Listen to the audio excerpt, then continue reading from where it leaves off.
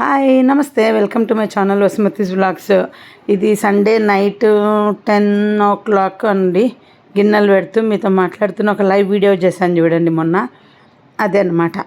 So ఇంకా ఏంటంటే పాప ఫ్రెండ్ వచ్చింది అన్నాను కదా ఫ్రైడే. సో ఇంకా సాటర్డే పని మనిషి వచ్చి వెళ్ళింది.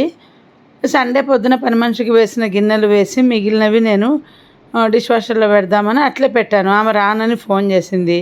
ఇంకా అవి దాంట్లోనే అలా డంప్ అయిపోయినాయి.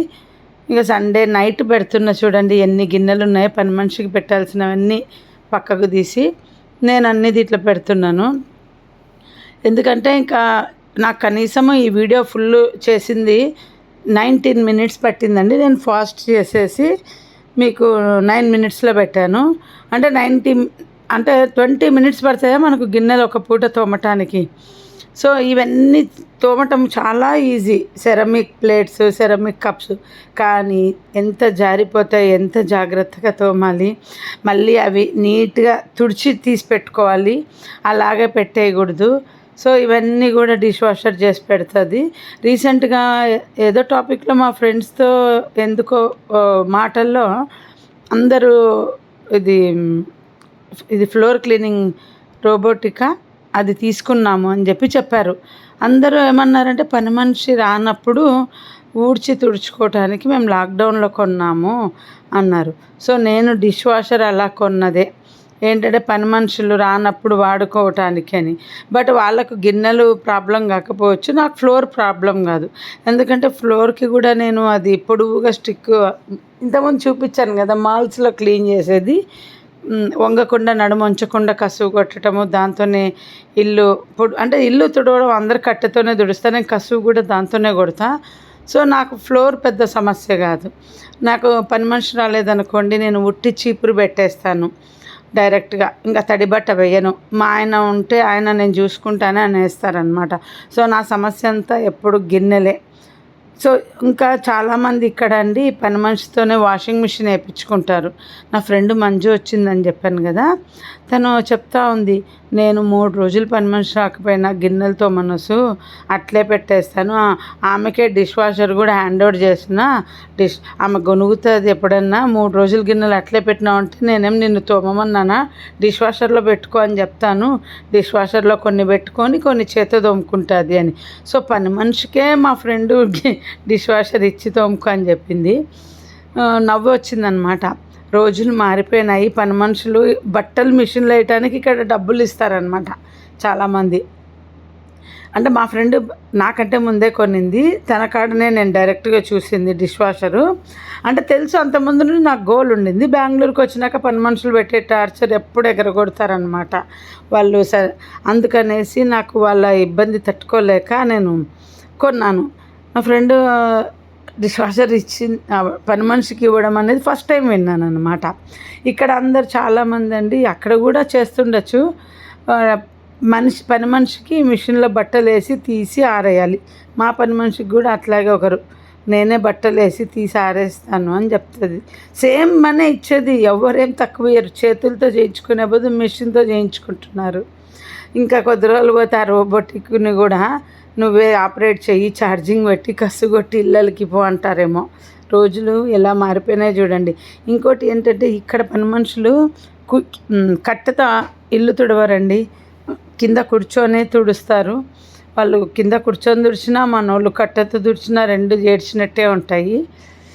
సో ఇంకా ఇప్పుడున్న ఈ పని మనిషిని ఈ గిన్నెలన్నీ పెట్టినాక నెక్స్ట్ డే మండే అవుతుంది కదా, మండే వచ్చింది, పని చేస్తూ ఉంది. చేస్తూ ఏమైంది అంతే, పని మనిషి గోలే చెప్తున్నాను కదా. నాకు ఎప్పుడు పని మనిషి గోలే ఎక్కువ ఉంటుంది. ఏం చేసిందంటే రోజు ఆమెతో యుద్ధమే అయిపోతుంది.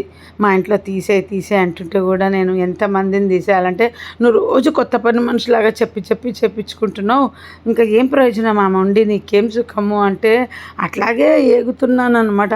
ఎక్కడ క్లీన్ చేయమంటే అన్నిటికంటే కోపం ఏమొచ్చిందంటే నాకు, నేను డిష్ వాషరు షైనరు లిక్విడ్ కొత్తది తెచ్చిన, సర్ఫ్, షైనర్, సాల్ట్ అన్నీ వేశాను.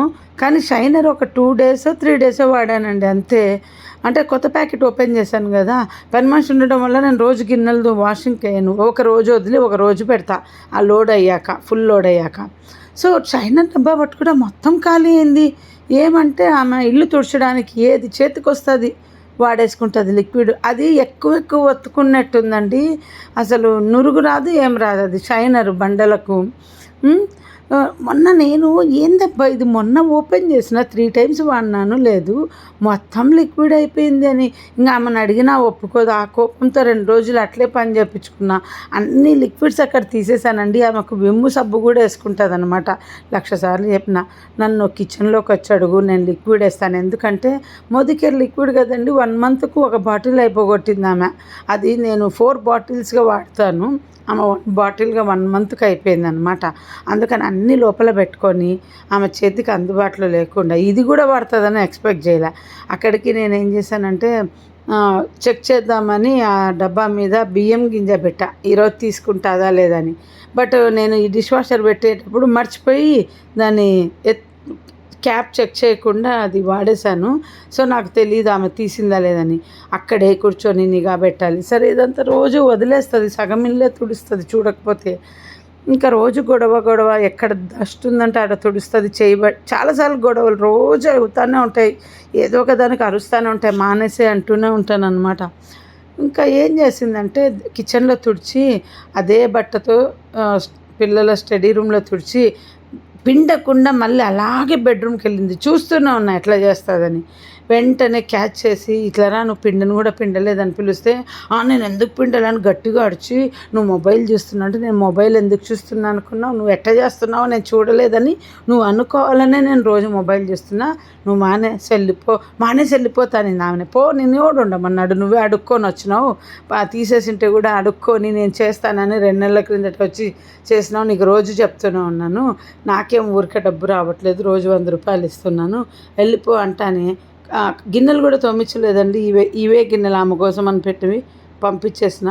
మా పాప అన్నది, నేను వెళ్ళి సెక్యూరిటీకి చెప్పి నేను తీసుకొస్తలే అన్నది. నేను ఇంకా అందుకు మా ఫ్రెండ్స్ అది రోబోటిక్ వాడుతున్నారు, ఎట్లా ఉంది అని అడిగితే వాళ్ళు పని మనిషి రానప్పుడు వాడుతున్నాము అని చెప్పారు. నాకు అది కొనాలని. మా పాప మన ఇంటికి అది సెట్ అవ్వదు, పెద్ద ఇళ్ళు ఉన్న వాళ్ళకే సెట్ అవుతుంది, ఇంత చిన్న చిన్న సందులలో ఏడదూడుతుంది, అది వద్దు అని. సో ఇంకా ఇలా పని మనుషులతో ఎగుతున్నామండి. సో కంఫర్ట్ లేదండి ఇక్కడ. అదే ప్రతి మనిషితో ఇలాగే ఫైట్ చేయాలి. పని మనిషి మీకు సమస్య కాకపోవచ్చు, కానీ నాకు చాలా పెద్ద సమస్య. అందరూ సమస్యలతోనే బతుకుతున్నారులే, నాకు ప్రతిదీ సమస్యలాగే ఉంటుంది. ఎందుకంటే అండి, నేను ఇప్పుడు 3,000 ఇచ్చి పని మనిషిని పెట్టుకునే స్తోమత కాదు నాకు. కానీ అయినా కానీ నేను కష్టపడకూడదని పెట్టుకున్నాను అనమాట. ఇంకా హైదరాబాద్ హైడ్రా చూసినా, విజయవాడ వరదలు చూసిన వాళ్ళకంటే మనం ఎంతో అదృష్టం అనుకొని సంతోషంగా ఉండాలి. ఎప్పుడైనా చెప్తున్నా, ఇది మనది అనుకొని అహంకారం ఉండకండి. మన అనుకున్నది ఏది ఒకరోజు మనది కాకుండా పోతుంది. అసలు కళ్ళు తిరుగుతుంది నీళ్ళు అయితే హైదరాబాద్ వాళ్ళవి చూస్తుంటే.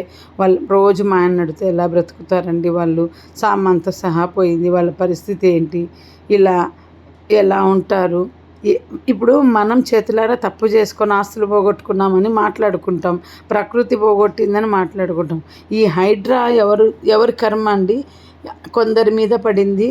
అందరూ వాళ్ళంతా ఇప్పుడు వాళ్ళు ఎంత కష్టపడి కట్టుకుని రూపాయి కూడబెట్టుకొని లైఫ్లో ప్లానింగ్ ఉండాలి అంటారు కదా, వాళ్ళు ప్లానింగే, మనము ప్లానింగ్. అందరము ఎన్ని ప్లానింగ్లు చేసినా మనం చేసిన కర్మ అనేది ఒకటి ఉంటుంది చూడు, ముందు జన్మలో ఏవో చేసుకున్నాము అందుకే ఈ జన్మలో తలరాత అని, అలా ఉంటుంది. అందుకే ఎప్పుడు మా పిల్లలకి చెప్తే ఎప్పుడు మంచే చేయండి.